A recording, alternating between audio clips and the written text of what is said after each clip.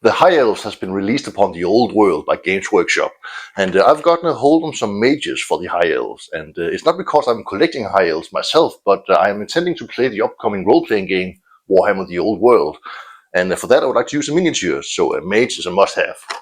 If you would like to see me paint one of these miniatures, then please subscribe to my channel. I will be posting a guide very soon. So, but for now, let's dig in.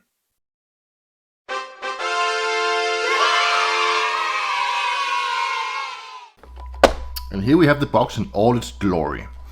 There are two models in this package. There is one mounted and one on foot, or levitating if you call it whatever you want, but not mounted. And there are alternative ways to build these models, as you can see on the back side. Now, that's about all there is to say about the outside of this box, so let's get into it.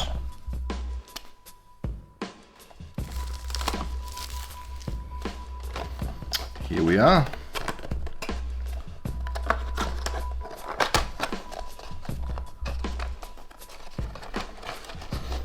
And we are greeted by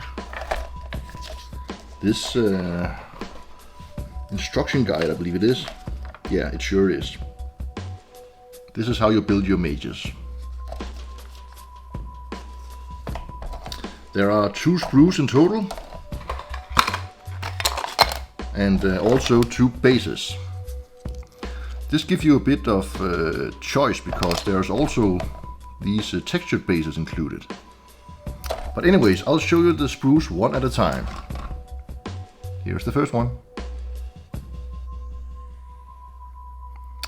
And while I show you this, I can tell you that there are 5 different heads for either miniature. The mounted mages can be equipped with either a flaming sword or a magical staff. It also has an optional themed terrain to decorate the base.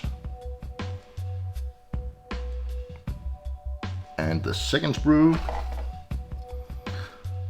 The flaming sword can alternatively be given to the mage on foot, who also has a choice of 3 scenic elements for their base: rocks, a swirling vortex, and a pile of enchanted floating rocks. They can be equipped with a sword or a scepter in right hand, and a book of magic, or a magic staff, in their left hand. The magic staff of both mages have a choice of 4 different tops, making it easy to further personalize your wizards. This kit comprises 32 plastic components and a base for each model. And yeah, that's all she wrote. I'm looking forward to painting one of these models. I think I'm going with the one on foot. It's the most interesting one for me, and probably the one I will use the most when playing the Old World role-playing game. But yes, that's it for now. Please subscribe to the channel if you want to see me paint this, and yeah, happy painting!